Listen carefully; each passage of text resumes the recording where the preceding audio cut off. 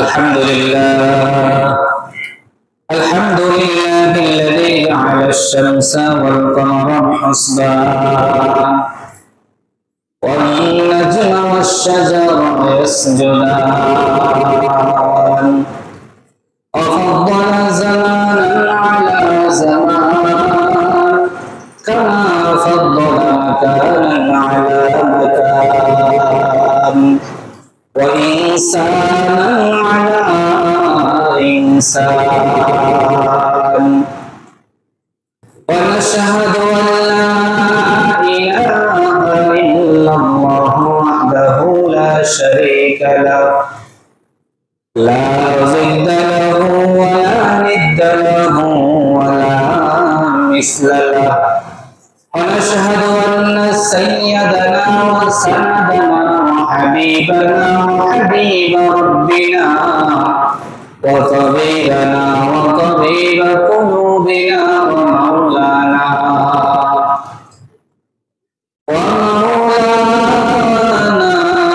محمد عبده ورسوله صلى الله عليه وعلى آله وأصحابه وبارك وسلم সকলে নামাজের দরুদ পড়ি আল্লাহুম্মা সাল্লি আলা মুহাম্মাদ ওয়া আলা আলি মুহাম্মাদ কামা সাল্লাইতা আলা ইব্রাহিম ওয়া আলা আলি ইব্রাহিম ইন্নাকা হামিদুম মাজিদ আল্লাহুম্মা বারিক আলা محمد وعلى آل محمد كما باركت على إبراهيم وعلى آل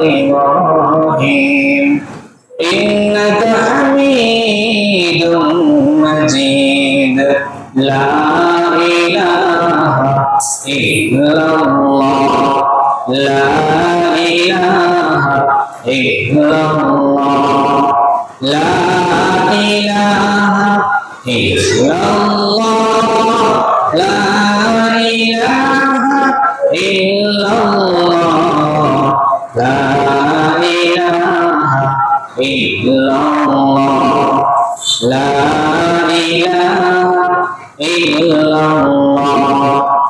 لا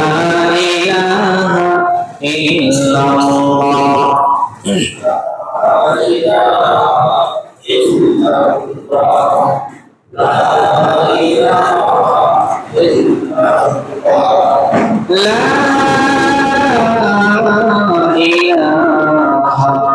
إلا الله মুহাম্মাদুর রাসূলুল্লাহ সাল্লাল্লাহু আলাইহি ওয়াসাল্লাম আলহামদুলিল্লাহ মুআজ্জাজ মুকাররম সম্মানিত মুসল্লিয়ান ইকরাম আল্লাহ জাল্লা জালালুহু ওয়া আম্মা নাওয়ানুহুর দরবারে অসংখ্য অগণিত শুকর ও সুজুদ যে মহান রব্বে করিম দয়া করে মায়া করে মহব্বত করে ভালোবেসে পবিত্র জুমার দিন গরিবের হজের দিনে আল্লাহ আপনাকে আমাকে সবার আগে আগে মসজিদে আসার বসার সুযোগ এবং তৌফিক ইনায়াত ফরমায়েছেন এজন্য সে মহান রব্বে করিমের দরবারে দিল থেকে শুকরিয়া আদায় করি আলহামদুলিল্লাহ। মেরে ভাই ও দোস্ত বুজুর্গ, যতটুকু সময় আমরা ফজরের পর থেকে জুমার আগ পর্যন্ত কাটিয়েছি, এই এতটুকু সময়ের ভিতরে অনেকের দাফন কাজ শেষ হয়ে গেছে, ঠিক না? অনেকের দাফন কাজ শেষ হয়ে গেছে, মাটি দেওয়া শেষ। লোকটা ফজরের আগে রাতের বেলা জীবিত ছিল, তার মাটি দেওয়ার কাজও শেষ হয়ে গেছে। সে কোনোদিন ভাবেও না যে আজকে জুমাটা সে করতে পারবে না, এরকম একটা দিন তার উপর দিয়ে যাবে, এরকম একটা সময় তার উপর দিয়ে যাবে, এটা সে কোনোদিন কল্পনা করেনি। আপনার আমার হায়াতের জিন্দেগি কখন শেষ হয়ে যায় এটা আমি আপনি বলতে পারবো না। আমি বাড়ি থেকে আসলাম কবে? বুধবার দিন। মঙ্গলবার দিন রাত্রে লঞ্চে উঠছি, বুধবার দিন এখানে এসে নামছি।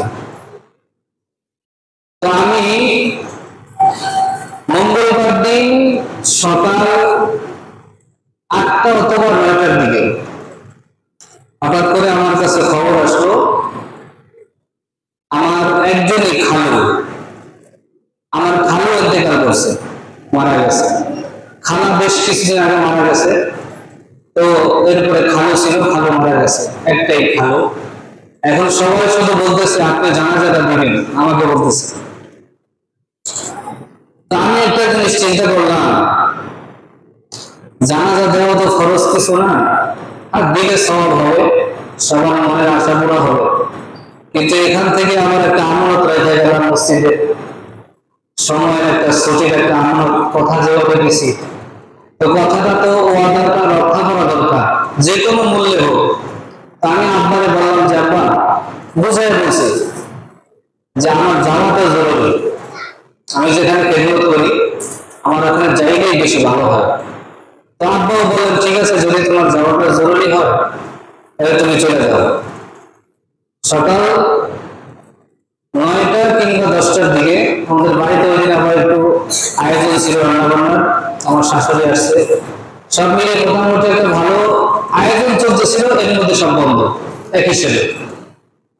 ওইদিকে আব্বা আম্মা চলে গেল খালুজানের বাড়িতে, এইদিকে আমার মনটা বেশি ভালো না। সব মিলিয়ে চিন্তা করলাম, আমি যে আজকে রওনা করে সেখানে যাইতেছি, আমি যাইতে পারবো কিনা এটাও তো গ্যারান্টি নেই। আমারও তো এরকম মনের ক্ষমতা থাকতে পারে। খালুজান একটা মসজিদে দীর্ঘদিন যাবৎ মুয়াজ্জিনের দায়িত্ব আদায় করতেছিলেন, উনি রিটায়ার্ড প্রাপ্ত, সরকারি চাকরি করতেন, বিডিআর ছিলেন। তো উনি দীর্ঘদিন যাবৎ একটা মসজিদের মুয়াজ্জিনের দায়িত্বে ফ্রি খেদমত করতেছে। তো উনি যে রুমটায় থাকতো, যেটা শুনলাম, উনি পাশে একটা মাদ্রাসা আছে, ছাত্ররা সবাই দাদা নানা এরকম সবাই ডাকতো, মুরব্বী মানুষ। তো উনি একদিন বলছে যে কখনো যদি দেখো যে আমার রুমটা বাহির থেকে তালা মারা আর আমি খুলে ফজর আজান দেই নেই, তাহলে বুঝবো যে আমি ভিতরে আছি, যে কোনো সমস্যা হয়েছে। ঠিক একই কাহিনী, এই কথাটা নাকি তার মৃত্যুর কয়েকদিন আগে বলছে। আজকে ফজরের সময় আজান দেয় না, মুয়াজ্জিন সব কোথায় কিরে খুঁজতে খুঁজতে পরে দরজা নক করতেছে, যেটাতে সাধারণত বের হয় খোলে না, ওই পাশে আরেক দরজা, দেখে তালা মারা। তারপরে তালা ভেঙে ভিতরে গিয়ে দেখে যে আর দুনিয়ায় নাই, তিনি চলে গেছে। আসলে ভাই এই ঘটনাটা কেন বললাম, আমি আপনি যেখানে ঘুমাইতেছি প্রতিনিয়ত একটা জায়গা আছে না, আমাদের প্রত্যেকের একটা জায়গা আছে, একটা খাট আছে, একটা রুম আছে, একটা বাড়ি আছে। এই বাড়িতে আমি আপনি ঘুমাই, আমার আপনার একটা সময় যদি এখানে থাকা হয়, একটা সময় এরকম হবে যে আমাকে এরকম ছেলে অথবা আমার বিবি গিয়ে ডাক দিলে, কিন্তু আমার দেহটা ওখানে পড়ে থাকবে, ডাকের সাড়া দেওয়ার শক্তি থাকবে না, ওঠার শক্তি থাকবে না, আমি মৃত্যুর বিছানায় চলে গেছি। এখন আসলাম দুনিয়ায়, চলে গেলাম দুনিয়া থেকে, মাঝখানের যে জিন্দেগিটা, এই জিন্দেগিটা আল্লাহর জন্য কি করলাম, এই একটুকের কথাই আলোচনা। হাসরের ময়দানে জিজ্ঞেস করা হবে তুমি কি আমল করছো, আর নেক আমল করছো, তবে নেক আমলটা করেছো, নিয়তটা কি ঠিক আছিল? নেই, তোমার নিয়ত যদি ঠিক থাকে তাহলে তোমার এই আমলটা আল্লাহর কাছে গ্রহণযোগ্য হবে।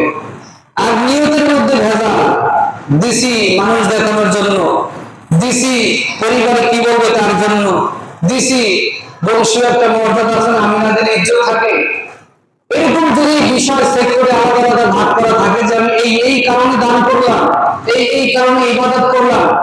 দাড়িটা এখন না রাখলে কেমন দেখা যায়, মেয়েটা বিয়ে দিছি না, এখন মেয়ের ঘরে একটা নাতনি হবে, মানুষ আমাকে নানা বলবে, এখন যদি দাড়িটা না রাখি তাহলে কেমন দেখায়, তাহলে তো রাখলে তুমি এটার জন্য, এই কাজ সুন্নতের জন্য না, এই অন্তরের খবর হবে, এটাকে বলা হয় নিয়ত, আত্মশুদ্ধি।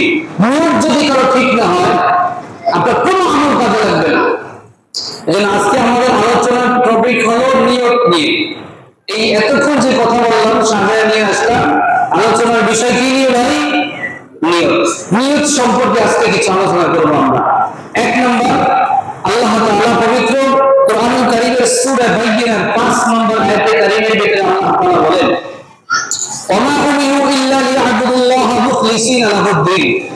আল্লাহ তাআলা বান্দাদেরকে বলতেছে তোমরা যে এক আল্লাহর ইবাদত করবা, শোনো কিভাবে করবা। মুখলিসিনা লাহুদ্দিন, দিন প্রতিষ্ঠার জন্য একনিষ্ঠভাবে দিন প্রতিষ্ঠার লক্ষ্যে তোমরা আল্লাহ পাকের ইবাদত করবা। সুবহানাল্লাহ। তার মানে এখান থেকে বোঝা গেল নিয়তটাকে ঠিক করা আগে একটা টার্গেট আল্লাহ দিয়ে দিয়েছে, দিন প্রতিষ্ঠার লক্ষ্যে তোমার ইবাদত করতে হবে আল্লাহর সন্তুষ্টির জন্য। যদি এটা না হয় এই ইবাদতের কোনো দাম নেই। যদি এইরকমটাই হয় আল্লাহ যেরকম বললেন, তাহলে একটা সুসংবাদ দিলেন, আকিমুস সালাহ ওয়া ইউতুজ যাকাত ওয়া যালিকা দীনুল কাইয়্যিমা।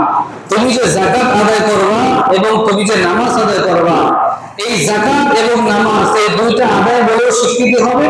আর তুমি যে দ্বীনের জন্য কষ্ট মুজাহাদা করলা, তাহলে তোমার এই দ্বীনটাকেও সুদৃঢ় এবং মজবুত আকারে এই দ্বীনটাকে তোমার জন্য হাসরের ময়দানে সওয়াবের একটা পাত্র বানায় রাখা হবে। সুবহানাল্লাহ। তাহলে সূরা বাইয়িনা থেকে মোটামুটি আমরা সবক পাইলাম, নিয়তটাকে ঠিক না করে ইবাদতে ঢোকা যাবে না। ইবাদতে ঢুকতে হলে আগে কি করতে হবে ভাই? আমার নিয়তটাকে ঠিক করতে হবে।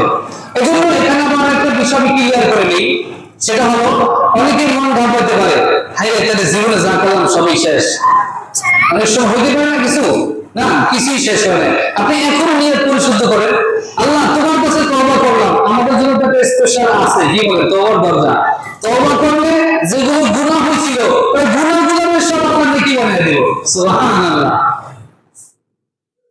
ইবাদুল্লাহু সাইয়্যাতিহিম হাসানাত, কোরআনের ভাষা এটা আয়াত। আল্লাহ বলে সমস্ত গুনাহকে পাল্টায় নেকি বানিয়ে দেব। সমস্যা কি? এজন্য আমাদের নিয়ত পরিশুদ্ধ করার সময় এখনো আছে। 2 নাম্বার, নিয়ত অনুযায়ী কর্মফল বন্টন করা হবে হাসরের ময়দানে।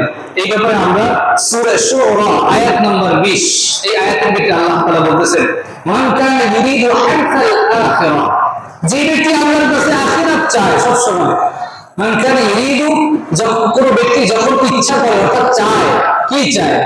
হাসাল আখিরা, আখিরাত চায় আল্লাহর কাছে। শুধু আল্লাহ আমি আখিরাত চাই, দুনিয়া বেশি প্রয়োজন নেই, আখিরাতই আমি চাই। আল্লাহ তাআলা কয়, ওমান কানা ইউরিদু হাসাদ দুনিয়া নুতিহি মিনহা ওয়া মা লাহু ফিল আখিরাতি মিন নাসিব।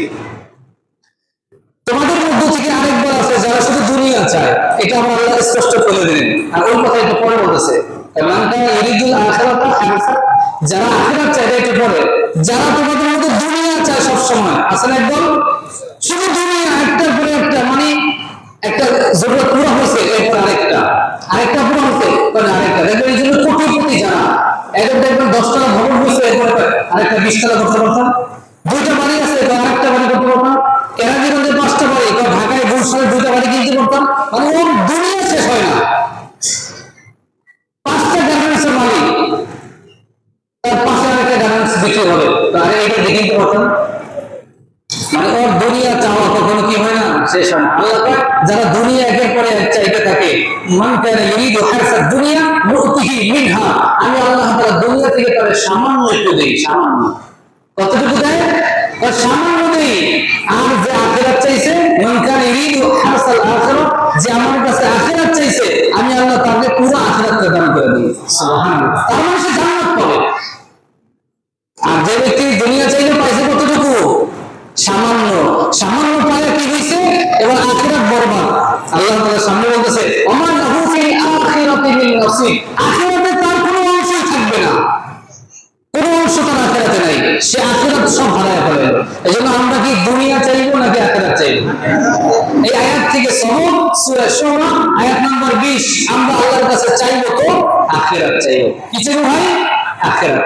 এবার আমরা আরেকটা আয়াত শুনবো, সূরা বনী ইসরাঈলের 18 নম্বর আয়াতে কারিমা। আল্লাহ তাআলা বলতেছেন, মান কানা ইউরিদুল আজিয়াতা আজ্জালনা লাহু, যে ব্যক্তি আমার কাছে দুনিয়া চায় আমি ওকে তাড়াতাড়ি দিয়ে দেই দুনিয়া। তুই ভাগ তাড়াতাড়ি, কারণ তুই চাইতেছিস মানে তোর চাওয়া আমার পছন্দ না, তুই বান্দা হিসাবেও পছন্দ না, তাহলে তাড়াতাড়ি আমার দরবার থেকে ভাগায় দেই।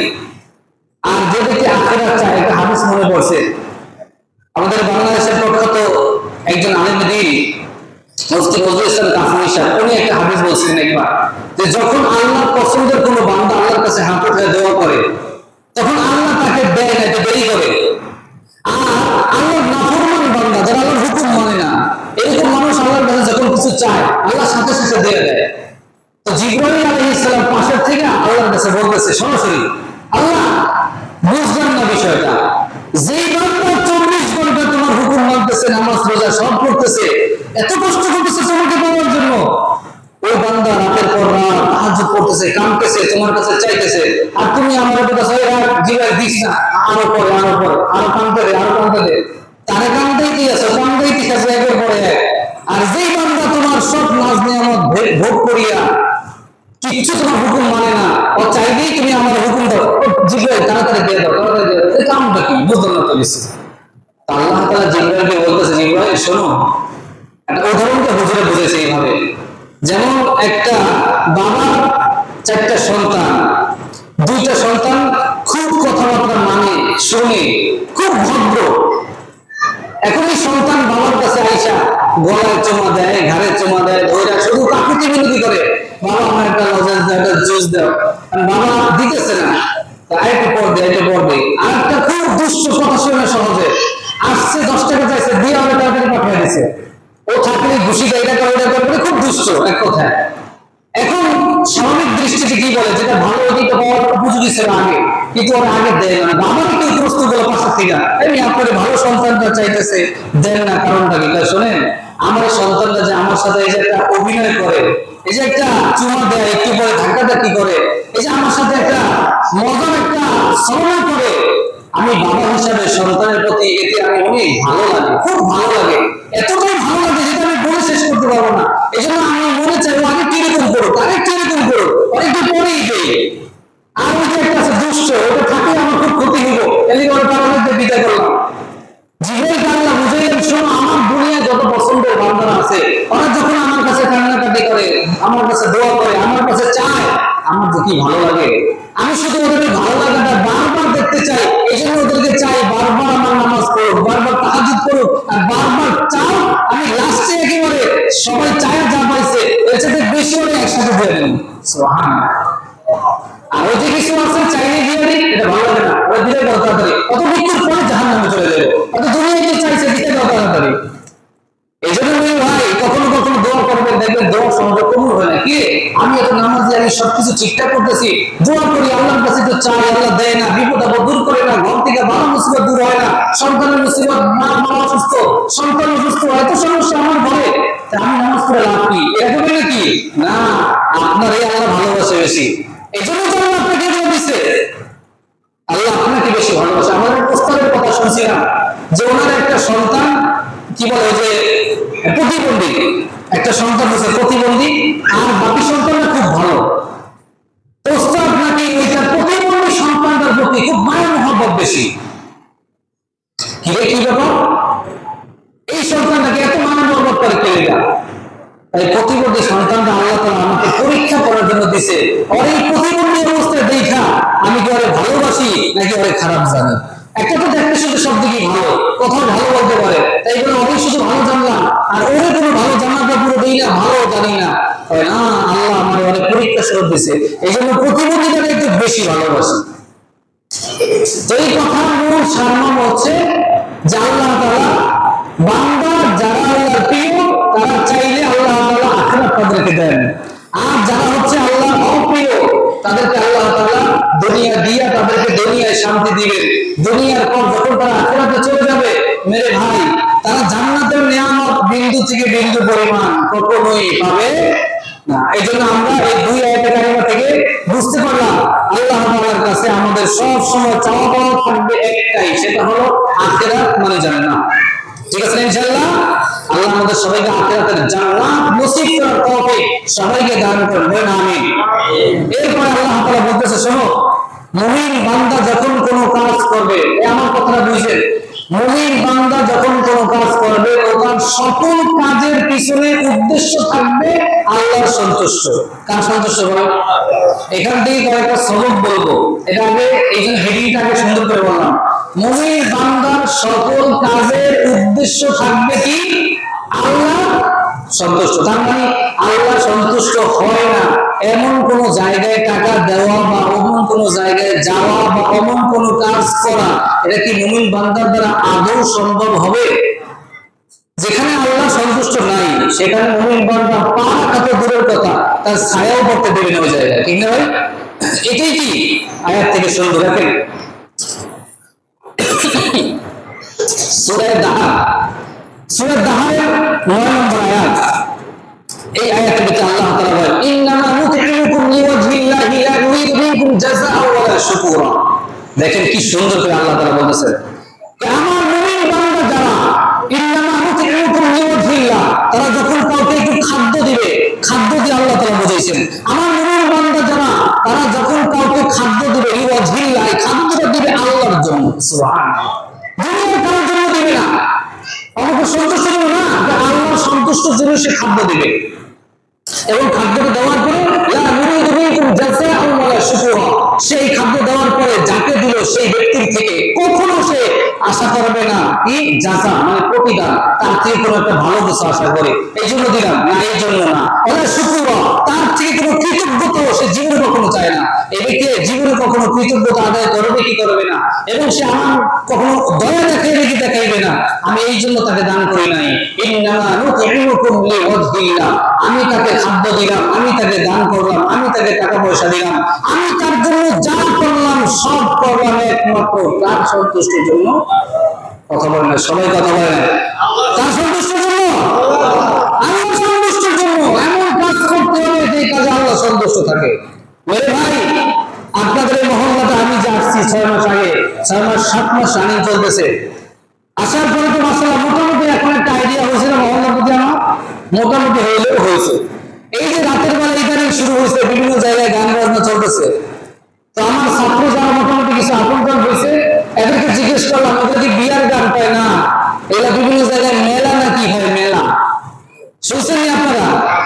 এমন ভাবে পায় যেগুলো চিনি মেলা, এরা নিজেরা করে, এরা জানে না।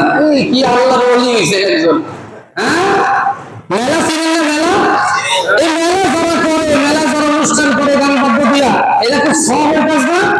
এরা সবের কাজ মনে গেলে তাহলে করেন কিসের জন্য? এই যে আজকের আয়াত থেকে আমি যদি বলি, প্রতিটা আয়াতে যদি নিয়ে আসছে লেখা প্রমাণ সহকারে, আয়াত নাম্বার বলে দিই না, আমি প্রত্যেক জুমার আলোচনায় হাদিস নাম্বার, আয়াত নাম্বার বলে দিই, যাতে আমার এটা ভুল না সঠিক আপনি বাড়িতে গিয়ে ইউটিউবে দেখে মিলাইতে পারেন, অথবা বাংলা কোরআনে দেখে মিলাইতে পারেন যে আমার বক্তব্যটা সঠিক না সঠিক। পৃথিবীর কোন বিশ্ব চ্যালেঞ্জ, আমি যে কথা বলতেছি এই কথা যদি বিন্দু পরিমাণ কোরআন হাদিস থেকে উল্টা হয়, এখানে দ্বিতীয়বার বক্তব্য দিব না। যত বড় আলেম আছে তার সাথে চ্যালেঞ্জ এই বক্তব্যের সাথে, আমি যেটা তাফসীর করলাম, অর্থ করলাম, যেটা লেখা আছে এটাই হবে। তাই আপনি কেন মানবেন না? আল্লাহ তাআলা বললেন, ইন্নামা নুতি'মুকুম লিওয়াজহিল্লাহ, সামান্য খাদ্য দেওয়া এটা আল্লাহর জন্য, আর তুমি মেলা করবা এটা আবার কার জন্য করবা? আল্লাহর জন্য তো করতে হবে। তাহলে আল্লাহ কি এটা চায়?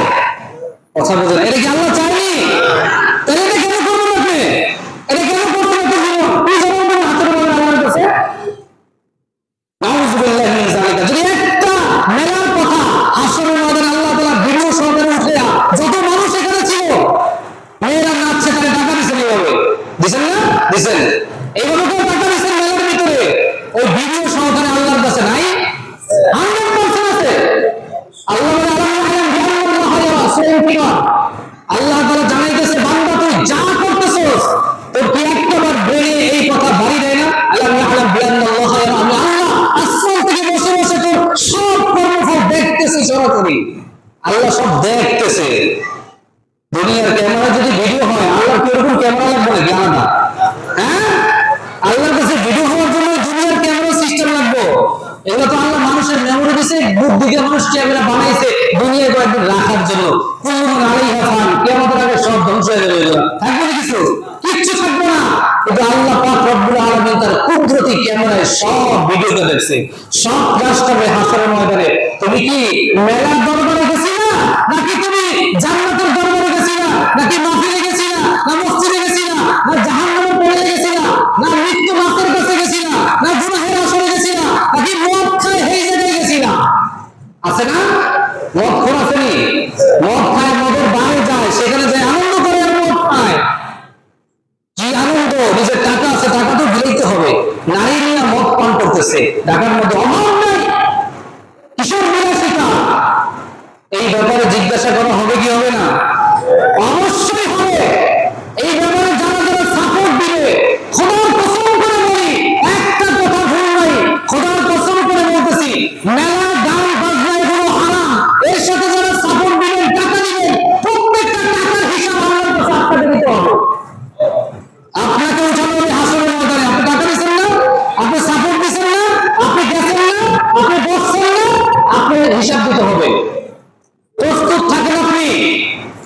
তোমাদের জন্য।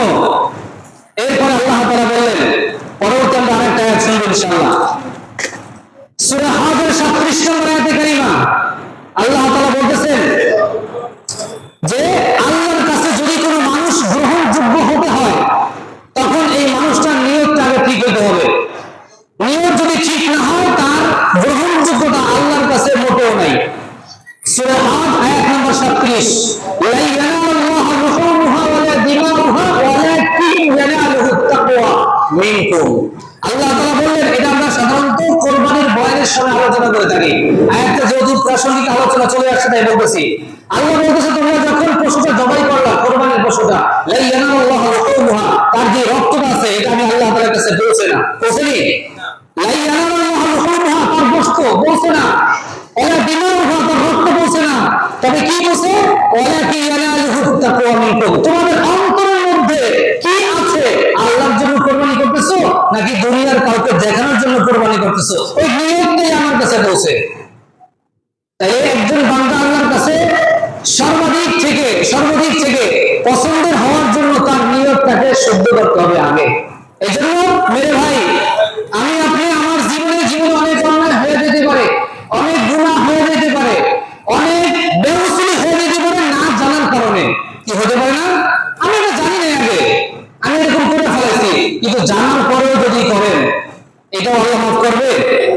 আপনি জানতেন সব যে এটা গুনাহ আর এটা সওয়াবের কাজ, আপনি এরপর ওটা বিক্রি করছেন আর ওটার সাথে ছিলেন, তাহলে আপনি কি আল্লাহ তাআলা মাফ করবেন? এটা তো খেলা হয়ে গেল আল্লাহর সাথে। আল্লাহ বলে তুমি তওবা করো। তওবা কি? আগের জুমায় মোটামুটি 4-5 জুমার আগে একটা আলোচনা করছিলাম তওবা সম্পর্কে।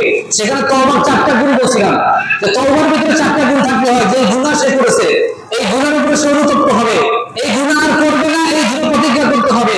এই গুনাহ যে একটা খারাপ জিনিস এইটার উপরে তার পরিপূর্ণ বিশ্বাস করতে হবে, আর আজকে থেকে নিয়ত করতে হবে আমি আর এই গুনাহ করতাম না। এই কটা গুণ যদি থাকে তাহলে না তওবা। তাহলে আপনি আজকে একটা গুনাহ করছেন, ওই গুনাহ আবার কালকেও করছেন, আবার ফজরের পরে তওবা, আল্লাহ আমি আর গুনাহ করতাম না। আবার যোহর নামাজ পড়ে গুনাহ আবার করছে, মাগরিবের পরে আবার তওবা, এশার পরে আবার ওই গুনাহ করছে, আবার আগামী দিন ওই একই তওবা। আল্লাহর সাথে মশকরা শুরু করছেন। এটা মশকরি না? একটা মানুষকে বারবার আমি যাই, মনে করেন যে আপনারা মুরব্বীরা যারা আছেন, আমি একটা অন্যায় করে শুধু ওই অন্যায় আরো 10 বার করে বারবার দেখাই, মাফ চাই ভাই, মাফ করে দেন। আবার 2 বার ভাই থাক, আমি ইমাম সাহেব মাফ করে দেন। ইমাম সাহেব দেখে 1 বার 2 বার 3 বার মাফ করছে, 4-5 বার 6 বার 7 বার 10 বার বলবো করে খালি করে মাফ করে দেন। এখন পিটান ছাড়া উপায় আছে? হ্যাঁ, এখন হচ্ছে লাড়ি ছাড়া কোনো উপায় নাই। দুনিয়ার মানুষ 3 বারও দেখবে কিনা সন্দেহ। কিন্তু আল্লাহ তাআলা কত বারবার আপনাকে আমাকে নিয়ামত বন্ধ করে নাই, কত বারবার বিশ্বাসটা বন্ধ করে নাই। ঘুমের মধ্যে বিশ্বাস বন্ধ করে দিলে আপনার বেঁচে থাকার অধিকার ছিল না। আপনার জন্য সামান্য যে রুমে থাকেন ওই রুমের অতটুকু জায়গা দিয়ে শুধু আলো, বাতাস আর অক্সিজেন, এই 3টা জিনিস আল্লাহ তাআলা বন্ধ করে দিতেন, আপনার আমার বেঁচে থাকার কোনো অধিকার ছিল না ভাই। কি ছিল ভাই? কিন্তু আল্লাহ দেখেন তো, এত অন্যায় করলাম, এত গুনাহ করলাম, এরপর আল্লাহ তাআলা আপনাকে আমাকে শুধু ছাড় দেন, তা দেখিনি আমার বান্দা একটু ফিরে আসেনি। এজন্য ভাই যাই না সেটা কোনো অন্যায় করবো না। বলেন জেনে শুনে, বলেন বুঝে আপন থাকা অবস্থায় আর গুনাহ দ্বিতীয়বার আমার দ্বারা যেন না হয়, আল্লাহ কবুল করেন, আমিন। রাগ করছেন নি? হ্যাঁ, আমার জন্য করলাম, আমার সাথে আর কি আপনারা পড়লেন, এতটুকুই। আচ্ছা, আমরা এই ব্যাপারে আরেকটা আয়াত শুনবো, সূরা আল ইমরান আয়াত নম্বর 29। এটা হচ্ছে একটা মানুষ অন্তরের মাঝে যদি কোনো বিষয় গোপন করে রাখে, আল্লাহকে শুধু অন্তরে গোপন রাখবা এনে না, আসমান আর জমিন যাও পুরাটা ছেড়ে দিলাম, আসমান জমিন যে কোনো জায়গায় তুমি যদি কিছু লুকিয়ে রাখো, কথার কথা চাঁদের দেশে যায় কিছু লুকিয়ে রাখছেন, গুনাহ করে ওই জায়গায় নিয়ে লুকিয়ে রাখছেন, আল্লাহকে জানো তাহলে তোমার একটা আয়াত শুনে দেই, সূরা আল ইমরান আয়াত নম্বর 29। আল্লাহ তাআলা বলতেছেন, কুল ইন তুখফু মা ফি সুদুরিকুম আও তুবদুহু ইয়ালামুহুল্লাহ। আল্লাহ বলে তোমার অন্তর এবং তোমার অন্তরের ভিতরে তুমি যা কিছু লুকিয়ে রাখছো সব কিছুর জ্ঞান ইয়ালামুহুল্লাহ, সব জানে একজন, তিনি কে? এখানেই শেষ করে না, আল্লাহ আরো বলতেছে ওয়া ইয়ালামু মা ফিস সামাওয়াতি ওয়া মা ফিল আরদ ওয়াল্লাহু আলা কুল্লি শাইইন কাদির। আল্লাহ বলে শোনো, আমি শুধু তোমার গোপন ওয়াইয়ালামু মা ফিস সামাওয়াতি ওয়া মা ফিল আরদ, আসমান এবং জমিন, সাত আসমান সাত জমিনের মাঝখানে যেখানে তুমি কোনো কিছু গোপন করে রাখো ওইটাও আমি আল্লাহ তাআলা জানি। তাহলে আমার জীবনের কোনো অন্যায় গোপন করার সুযোগ কি আছে?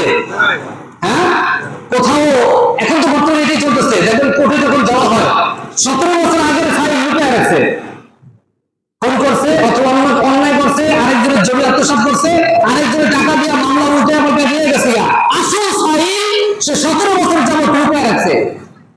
17 বছর পর যে কোনো একজনের মাধ্যমে কথার কথা হইতে আবার বের হইল, এখন 17 আগে প্রমাণ হয়েছে না, বের হয়েছে। এরকম অনেক মামলা হয়, কিন্তু এইটা বিষয় না। 17 আর 18 আর 20 বছর নাই, মনে করেন দুনিয়া যতদিন বাঁচছে ততদিন সব লুকিয়ে রাখছে, একদিন সব আল্লাহর সামনে ধরা খাবে কি খাবে না, এটাই বিষয়। এই যে আপনি কত মানুষকে সেই একটা বিষয় কেন্দ্র করে ভুল করছে, আজও পর্যন্ত হদিস নাই, অনেকের খবর আজও পর্যন্ত নাই, তারা কোথায় আছে পরিবার জানে না, সে কি মারা গেল নাকি জীবিত আছে জানে না। কত মানুষ ভুল হওয়ার পরে সে কি ক্রসফায়ার আসামি, তাকে কি ক্রসফায়ার দিল নাকি সে কোথাও আছে, ওর চোখ বাড়িতে তাকে নিয়ে গেছে কালো গাড়িতে করে, আর তার খবর নেই। এই সব খবর একদিন প্রকাশ পেয়ে যাবে, সেই দিন দেখা যাবে কে সত্য আর কে মিথ্যাবাদী ছিল। আল্লাহ সত্যকে আপনি বিজয় করে দেন, আর মিথ্যাকে আপনি আপনার নবীর হাদিস অনুযায়ী সত্য মানুষকে বাঁচায় দেয়, মিথ্যা মানুষকে ধ্বংস করে দেয়। নবী যেহেতু বলে গেছেন, সত্য দিয়ে আল্লাহ আপনি আমাদেরকে বাঁচায় দেন, আর মিথ্যা দিয়ে যারা মিথ্যার ভিতরে আছে, যত জায়গায় মিথ্যা চলে আল্লাহ তাদের হেদায়েত থাকলে হেদায়েত দেন, আর না হয় তাদেরকে দুনিয়ার জমিনে ধ্বংস করে মাটির সাথে মিশিয়ে দেন। আমিন। এদের জন্য ভিন্ন কোনো দোয়া নাই, হেদায়েত থাকলে তো বললামই আগে, হেদায়েত থাকলে আল্লাহ হেদায়েত দিয়ে দেবো, না থাকে ধ্বংস। এদের দ্বারা আরো 10টা গুনাহগার হবে, এদের দ্বারা আরো 10 জন খারাপ হবে। এজন্য যে যাদের দ্বারা গুনাহ 6 লাভ হয়, যাদের দ্বারা গুনাহ বেশি ছিটে, এরা যেন হেদায়েত থাকলে হেদায়েত হয়, না এরা ধ্বংস করে দেওয়া হবে। কারণ এর যতদিন থাকবে শুধু গুনাহ ছড়াতে থাকবো।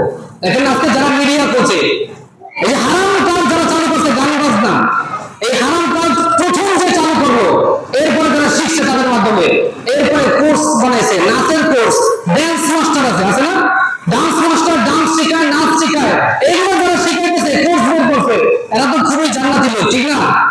আর এক দল মানুষ তারা পল্লীকে কাকরাইল যাবেন, ওই কাকরাইল মসজিদে 24 ঘন্টা ইমানি মেহনত চলতেছে, কি চলতেছে না? তারা ইমান শিখায়, নামাজ শিখায়, রোজা শিখায়, হজ শিখায়, জাকাত শিখায়, এই মানুষগুলো এক পাল্লায়, আর যারা ডান্স শিখায়, নাচ শিখায়, এই মানুষগুলো আর এক পাল্লায়। তো সমান হবে? সহজে বুঝাইলাম, বেশি কথা বললে আবার কষ্ট বেশি হইলেন, যে হুজুরের কথা বলে অনেক বানায় আজকে আমার লাগিয়া, কিছু কিছু মানুষের গায়ে এনে লাগতে পারে। আমার তো আয়াত আর হাদিস থেকে কথা আসতেছে, এখন যদি কারোর গান নিতে ঢুকে যায় কোরআনের আয়াত আর হাদিস, এটা আমার কিছু করার নেই। আসলে আল্লাহ রাসূল করে বলি, জীবনে কোনোদিন কাউকে টার্গেট করে কোনো কথা বলি নাই, আর বলার ইচ্ছা নাই, সামনেও যেন কোনোদিন না বলি। কোরআন হাদিসে যেটা আছে এটার ভিতরে যে আনুষঙ্গিক কথা আছে ওই কথাই বলার চেষ্টা করতেছি এবং বলবো। আর কোরআন হাদিসের কথার সাথে, হক কথার সাথে আওয়াম জনতা যারা আছে তাদের সাপোর্ট থাকতে হবে নাকি না? হ্যাঁ, আপনাদের সাপোর্ট থাকতে হবে নাকি না? কোরআনের সাথে যদি আপনি থাকেন তো জীবন ধন্য, আর সাপোর্ট হয়ে যদি আপনি না থাকেন, তার বিরুদ্ধে লাগেন, সমস্যা নাই। আল্লাহ তাআলা নবীকে বলছেন, নবী আপনি চিন্তা করেন না, যে ব্যক্তি আমার একজন বন্ধুর সাথে দুশমনি করলো, যে কোরআনের রাহবার একজন বন্ধুর সাথে, মান আদানি ওয়ালিয়ান ফাকাদ আযানতু লাহু খায়র, যে ব্যক্তি আমার কোন বন্ধুর সাথে দুশমনি করলো, শুধু দুশমনি করছে আমার এক পছন্দের বান্দার সাথে, নবী আপনি তাদের বলে দেন আমি আল্লাহ আর আপনি নবী, আমরা দুইজনে তার সাথে যুদ্ধ ঘোষণা করলাম। নাউযুবিল্লাহ। আল্লাহ কি তাই না যুদ্ধ করতে হইব? এটা নিয়ে বুঝাইব যে তোরে খুব কঠিন ভাবে আমি পাকড়াও করবো। আল্লাহ পাক তো কোন ফায়াকুন বলার আগেই সব শেষ হয়ে যায়, ঠিক না? আল্লাহ এই কথাটা কেন বলবো আমি আর আপনি দুইজনে যুদ্ধ করবো? এই জন্য খবরদার, যে হক কথা বলে যদি আপনার পিতা মনে হয় মানতে না পারেন, আপনি চুপ হয়ে থাকবেন, বিন্দু পরিমাণ কথা বলার এখতিয়ার আপনার নাই। কিন্তু যদি পারেন সাপোর্টে থাকবেন, না পারেন চুপ, কোনো কথা বলবেন না, তাহলে আপনি ধ্বংস হয়ে যাবেন। আর চুপ থাকলে অন্তত ধ্বংস থেকে বাঁচলেন, এরপরটা যা হয় হবে। কথা বুঝে আসছে নি? যারা আপনার আওয়াম মানুষ আপনাদেরকে বুঝাইলাম। এরপরে আমরা আরেকটা হাদিস শুনবো। এতক্ষণ আমরা কোরআনের আয়াত শুনেছি, এবার 2-3টা হাদিস শুনবো। আল্লাহ রাসূল সাল্লাল্লাহু আলাইহি ওয়াসাল্লাম একটা হাদিস হাদিসের মধ্যে বলেন আল্লাহ তাআলা মানুষের বাহ্যিক সুরত, চেহারা, অন্তর এগুলোর দিকে তাকায় না, আল্লাহ তাকায় মনের দিকে। সুবহানাল্লাহ। দেখেন এবার হাদিস, এটা কিন্তু আয়াত দিয়ে বুঝাইলাম, এবার সংক্ষেপে একটু 5 মিনিট একটু আমার দিকে খেয়াল করেন। এক নম্বর হাদিস মুসলিম শরীফের 6311 নম্বর হাদিস। عن ابي هريره رضي الله تعالى عنه قال قال رسول الله صلى الله عليه وسلم এটা হাদিসে কুদসি ان الله لا ينظر الى اجسامكم ولا الى صوركم ولكن ينظر الى قلوبكم واعمالكم। একটু খেয়াল করেন, আল্লাহ রাসূল বলতেছেন আবু হুরায়রা থেকে হাদিসটি বর্ণিত যে নিশ্চয়ই আল্লাহ তাআলা ইন্নাল্লাহ নিশ্চয়ই আল্লাহ তাআলা লা ইয়ানজুরু ইলা আজসামিকুম আল্লাহ তাআলা তোমাদের কারো এই দেহের দিকে তাকায় না, তোমার দেহটা কি মোটা নাকি চিকন নাকি তুমি সুন্দর এই দিকে আল্লাহ তাকায় না, তাইলে আর বেলাল জান্নাতে যেতে পারতো না। কি বলেন? এবং তার দ্বিতীয় নম্বর কথা হলো আল্লাহ তাআলা মানুষের চেহারার দিকে তাকায় না, চেহারাটা কিরকম দেখতে কাঠামোটা, অনেকে দেখবেন চেহারা ফেস করে সেটা ভালো দেখায় না, এই জন্য তারে তুচ্ছ মনে করে, তারে ভালো মনে করে না। আল্লাহ বলেছে শোনো ইন্নাল্লাহা লা ইয়ানজুরু ইলা আজসামিকুম ওয়ালা ইলা সুওয়ারিকুম, তোমাদের দুনিয়ায় যারা আরো বেশি মোটা স্বাস্থ্যবান খুব ভালো, এই স্বাস্থ্যের দিকেও আমি তাকাই না এবং তোমার চেহারার দিকেও আমি তাকাই না তুমি কিরকম, আমি শুধু তোমার বান্দা শোনো তোমার দুইটা জিনিসের দিকে তাকাই। কটা জিনিস বলেন? দুইটা জিনিসের দিকে তাকাই। ওয়ালাকি ইয়ানজুরু ইলা কুলুবিকুম ওয়া আমালিকুম, আমি দেখি তোমার অন্তরটা একমাত্র আমার জন্য রাজি আছে কিনা, আর দুই নম্বর আমি দেখি তোমার অন্তরটা আমার জন্য আমল করে কিনা। সুবহানাল্লাহ। এক নম্বর কি ভাই? অন্তরটা আমার জন্য রাজি আছে কিনা, দুই নম্বর তোমার অন্তর একমাত্র আমারই ইবাদতের জন্য পাগল কিনা। ওয়ালাকি ইয়ানজুরু ইলা কুলুবিকুম ওয়া আমালিকুম, অন্তর এবং আমল। অতএব আমার অন্তর খালেস করা চাই আর আমার আমলটা পরিশুদ্ধ করা চাই। ঠিক আছে ইনশাআল্লাহ? আল্লাহ তৌফিক দান করবেন। আমি এর ব্যাখ্যা অনেক বেশি ছিল, সময় নাই দেখে শুধু আমি যে বিষয়টা নিয়ে আসছি শেষ করতেছি তাড়াতাড়ি। এরপর 2 নম্বর হাদিস বুখারী শরীফের প্রথম যে হাদিসটা আছে, একেবারে প্রথম হাদিস, আল্লাহ রাসূল বলেন ইন্নামাল আমালু বিন্নিয়াত, শোনো সমস্ত নেক আমল নিয়তের উপর নির্ভরশীল, নিয়ত যদি ঠিক না থাকে তাহলে আমল কোনো কাজে লাগবে না। শুনে নাও, ফামান কানাত হিজরাতুহু ইলা দুনিয়া, যদি কোনো ব্যক্তি হিজরত করে দুনিয়ার লাইনে হিজরত করলে ইউসিবুহা, তখন তার দুনিয়াটা অর্জিত হয়, দুনিয়া সে পায়। এবং আল্লাহ ইমরাতি, আর যদি কোনো ব্যক্তি হিজরত করে একটা মহিলার দিকে, কিসের জন্য? ইয়ানকিহুহা, ওই মহিলাকে সে বিবাহ করবে, এই জন্য সে হিজরত করছে। ফাহিজরাতুহু ইলা মা হাজারা ইলাইহি, তার এই হিজরত তো সে যে উদ্দেশ্যে করেছিল উদ্দেশ্য পুরো হবে, অর্থাৎ বিবাহের উদ্দেশ্যে রওনা হয়েছে বিবাহ হবে, আরেকজন দুনিয়ার উদ্দেশ্যে রওনা হয়েছে দুনিয়া হাসিল হবে। তাহলে বুঝা গেল একটা মানুষ যদি নিয়ত করে যে আজকে আমি বের হলাম নামাজ পড়ার জন্য, তো তার নামাজই পড়া হবে। আরেকজন বের হয়েছে আমি আজকে যাবো জুয়া খাবো, দেখবে জুয়া হয়ে গেছে, ঠিক না? তাহলে সম্পর্ক কার সাথে? নিয়ত। আমার কিন্তু আজকে মূল বিষয়টা কি, আলোচনা কি নিয়ে? নিয়ত নিয়ে। কথা বুঝবেন, প্রত্যেকটা হাদিসের সারমূল আসছে কি, আয়াতের সারমূল আসছে কি? নিয়ত। তাহলে এখান থেকে বুঝে নেব কি? নিয়ত। আমার নিয়তকে পরিশুদ্ধ করতে হবে। এবার আমরা বুখারী শরীফের 2810 নম্বর হাদিসটা শুনবো। আল্লাহ রাসূল সাল্লাল্লাহু আলাইহি ওয়াসাল্লাম এখানে 3টা কথা বলেছেন সংক্ষেপে। আবু মুসা আশআরী রাদিয়াল্লাহু তাআলা বিখ্যাত একজন সাহাবা, এই সাহাবা থেকে হাদিসটি বর্ণিত।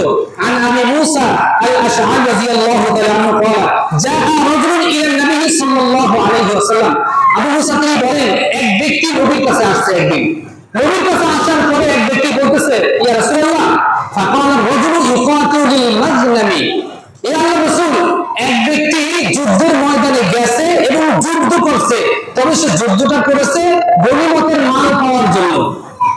কথা বুঝবেন? 3টা কথা। এক নম্বর বলল ইয়া রাসূলুল্লাহ, এক ব্যক্তি যুদ্ধের ময়দানে গেছে, যুদ্ধ করছে, তবে তার উদ্দেশ্য ছিল কি? গনিমতের মাল। যুদ্ধের পরে যে মালামাল থাকে কাফেরদের থেকে, এটাকে গনিমতের মাল বলা হয়। সেই গনিমতের মাল পাওয়ার আশায় যুদ্ধ করছে। এরপরে ব্যক্তি বলতেছে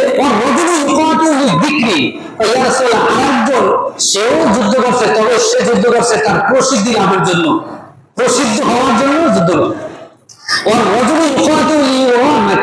আরেকজন ব্যক্তি যুদ্ধ করছে, সে তার জায়গাটাকে মানুষের কাছে প্রসিদ্ধ করার জন্য, অর্থাৎ সে যেন বীর, আমি বীর বিক্রমে যুদ্ধ করবো, আমাকে যেন মানুষ বীর বলে, এই জন্য আমি যুদ্ধ করছি। এখন এই 3টা কথা বললাম। এবার লোকটা বলতেছে ফামান ফি সাবিলিল্লাহ, ইয়া রাসূলুল্লাহ, এই 3 দলের মধ্যে কোন ব্যক্তি আল্লাহর রাস্তায় যুদ্ধ করলো, চাই। নবীজি কি বলে দেখেন, কি সুন্দর একটা কথা বলেন। নবী বলে ক্বালা মান ক্বাতালা লিতাকুনা কালিমাতুল্লাহি হিয়াল উলিয়া। শুনে নাও, যেই ব্যক্তি আল্লাহর কালেমা, আল্লাহ পাকের দেওয়া দ্বীনের আমানত, দ্বীনের ঝান্ডাকে উঁচা করার জন্য আল্লাহর রাস্তায় গিয়েছে, ওই ব্যক্তি ফাহুয়া ফি সাবিলিল্লাহ, সে আল্লাহর রাস্তায় যুদ্ধ করলো। সুবহানাল্লাহ। এখান থেকে আমি তাহলে কি পেলাম? নিয়তের সম্পর্ক পাইছেন কিভাবে বলতো? লাস্টে এক ব্যক্তি তার উদ্দেশ্য ছিল কি, নিয়ত ছিল কি গনিমতের মাল, আরেক ব্যক্তি উদ্দেশ্য ছিল, নিয়ত ছিল বীর হওয়া, আরেকজন নিয়ত ছিল মানুষের মাঝে প্রসিদ্ধ হওয়া। তাই তিনটার একটাও কাজে লাগবে না যদি কারণ নিয়ত এটা হয় আল্লাহর দ্বীনকে জিন্দা করার জন্য যুদ্ধের ময়দানে ঝাঁপিয়ে পড়লাম, এই লোককে শহীদ হলে আল্লাহর জান্নাতে চলে যাবে। এবার সর্বশেষ হাদিস খেয়াল করে শুনবো, কিন্তু সময় কষ্ট হচ্ছে জানি, কারণ এক আলোচনা দুই জুমা চলবে না। এই শেষ হাদিস আজকে শেষ করে দেই, আর 2টা মিনিট আপনাদের কষ্ট দিই। আল্লাহ রাসূল সাল্লাল্লাহু আলাইহি ওয়াসাল্লাম বলেন, মুসলিম শরীফের 4770 নম্বর হাদিস। এই হাদিসটা আরবিতে অনেক বিশাল, আমি বাংলায় এবং আরবিটা সংক্ষেপে নিয়ে আসছি, এটা বিশাল আলোচনা করা যাবে না। আল্লাহ রাসূল সাল্লাল্লাহু আলাইহি ওয়াসাল্লাম বলতেছেন, এই বাচ্চারা বসো, ওদের বসা দেওয়ার জন্য। আল্লাহ রাসূল সাল্লাল্লাহু আলাইহি ওয়াসাল্লাম বলতেছেন যে ইন্না আউওয়ালান নাসি ইউকদা ইয়াওমাল কিয়ামাতি আলাইহি রাজুলুন উসতুশহিদা ফাউতিয়া বিহি ফাআরাফাহু নি'মাহু ফাআরাফাহা ক্বালা ফামা আমিলতা ফিহা ক্বালা قتلت قال كذبت لأي قالوا جريء الله أكبر। আল্লাহ নবী সাল্লাল্লাহু আলাইহি ওয়াসাল্লাম বলতেছেন, হাসরের ময়দান যেদিন কায়েম হয়ে যাবে, ওই দিন আল্লাহ তাআলা তিন ব্যক্তিকে সর্বপ্রথম জাহান্নামে দিবে। এটা আমরা শুনছি না? তিন ব্যক্তিকে সর্বপ্রথম আল্লাহ তাআলা জাহান্নামে দিবেন। এর মধ্যে একজন আলেম, একজন কি আলেম, আরেকজন দানশীল, আরেকজন কি ভাই দানশীল, আর আরেকজন হলো যে ব্যক্তি শহীদ, যে ব্যক্তি আল্লাহর রাস্তায় যুদ্ধ করছিল, শহীদ। এই তিন ব্যক্তির কথাটা আমিও আগে অনেক শুনছি, তবে এটার হাদিসটা রেফারেন্স সহকারে একজনের বললে হয়তো রেফারেন্স লাগে। আপনি রেফারেন্স ছাড়া কিন্তু এখন কথার কোনো মূল্য নেই। তো আমি শুধু রেফারেন্স দিয়ে হাদিসটা খুঁজতেছিলাম, আলহামদুলিল্লাহ আজকে আমি পেয়ে গেছি কিতাবের মধ্যে।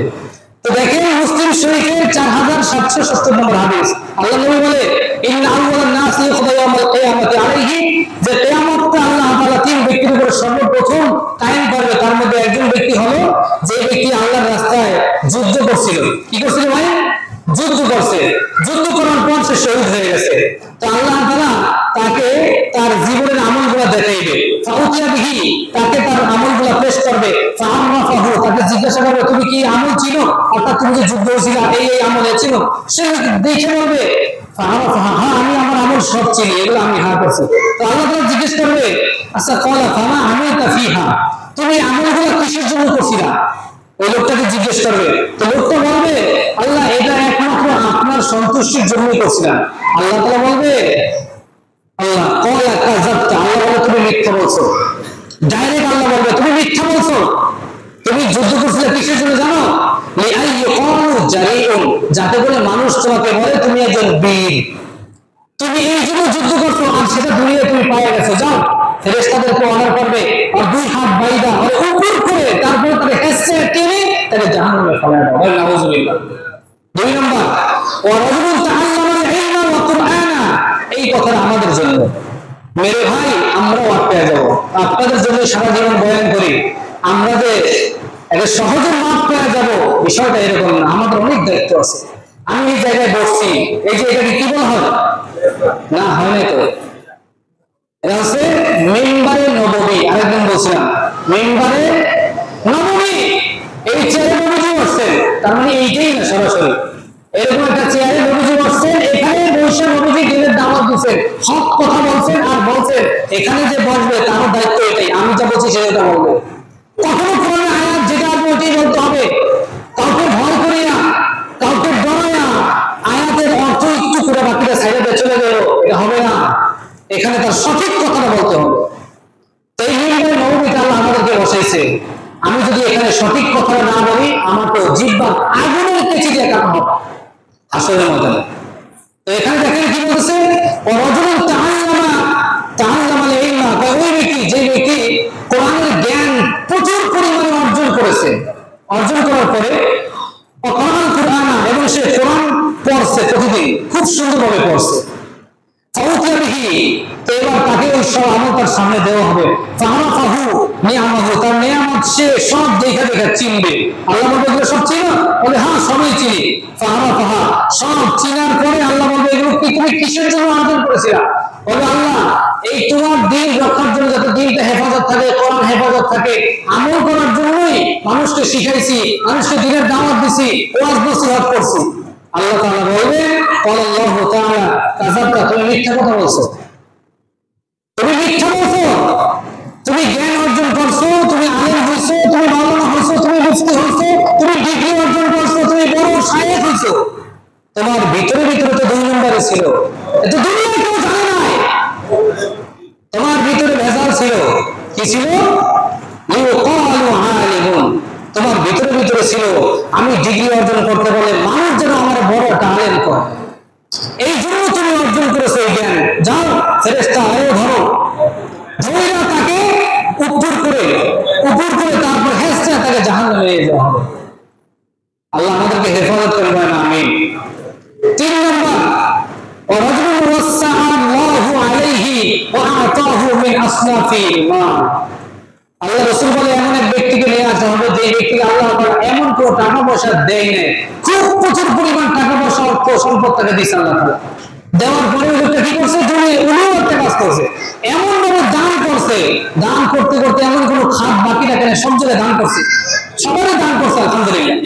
তো হাসরের মধ্যে তারা নিয়ে আসবে, তোমাকে এত ধন সম্পদ টাকা পয়সা দিয়েছিলাম, এই মধ্যে তুমি কি করছো?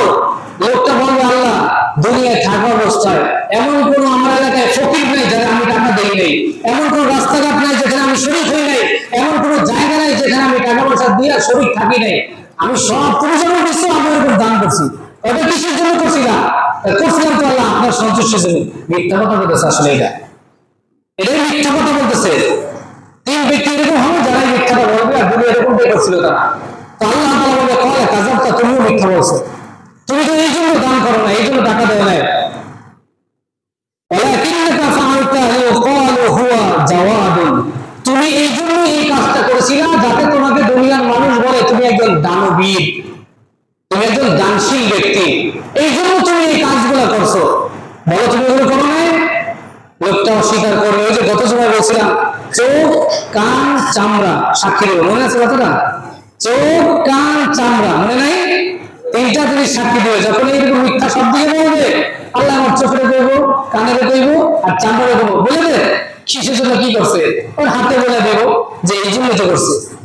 আল্লাহু আকবার। এই জন্য ভাই এই পুরো হাদিস এবং আয়াতের সারমর্ম কথা হলো ভাই, আমরা দুনিয়ায় আছি, আমাদের দ্বারা ভুল বেয়াদবি হতে পারে, আমাদের দ্বারা অনাকাঙ্ক্ষিত অন্য জিনিস হয়ে যেতে পারে, তাই বলে আমি ওটার উপরে ইস্তেকামত থাকবো না। ভুলের উপরে ইস্তেকামত থাকা এটা শয়তানের কাজ, এটা মনে রাখবেন। ভুলের উপরে গুনার উপরে ইস্তেকামত থাকা শয়তানের কাজ, আর ভুল হওয়ার পরে ভুল থেকে শুধরে সঠিক পথে চলে আসা এটা মুমিনের কাজ। অতএব আমাদের ভুল অনেকের হয়ে গেছে, আমারও হয়েছে, আপনাদের হতে পারে। এখন ভুল থেকে আমরা তওবা করে ফিরে আসতে কোনো সমস্যা নেই, আছে কোনো? আল্লাহ আমাদের সবাইকে ভুল থেকে ফিরে এসে সঠিক পথে চলার তৌফিক আল্লাহ সবাইকে দান করেন। সবাই বলেন আমিন। না রাগ করছেন? নি? আরেকটা দাওয়াত আপনাদেরকে দিতে চাই, সেটা হলো এবার শীতের মৌসুমে ইনশাআল্লাহ আপনাদেরকে নিয়ে, যদি আপনারা সবাই সম্মতি দেন, আমাদের এখানে মসজিদ উপলক্ষে বড় একটা মাহফিলের আয়োজন করতে চাই, ওলামা হুজুরদেরকে আনিয়া। এতে কি আপনারা রাজি আছেন সবাই ইনশাআল্লাহ? হ্যাঁ, বক্তা যত বড় বড় লাগে এটা আমি আনবো ইনশাআল্লাহ, যেখান থেকে লাগে। আপনারা শুধু এলাকা থেকে একটু 10-5 টাকা করে সাপোর্ট করবেন, পাবেন না? পাবেন ইনশাআল্লাহ। দূর থেকে বড় বড় ওলামা কেরাম এসে আপনাদের নসিহত করবে, এটা বড় করে ইনশাআল্লাহ আমরা মাহফিল আয়োজন করবো। আল্লাহ আমাদের সবাইকে তৌফিক দান করেন, আমিন। যারা পড়ার শেষ আদায় কর, সুন্নাত নামাজ আদায় করে।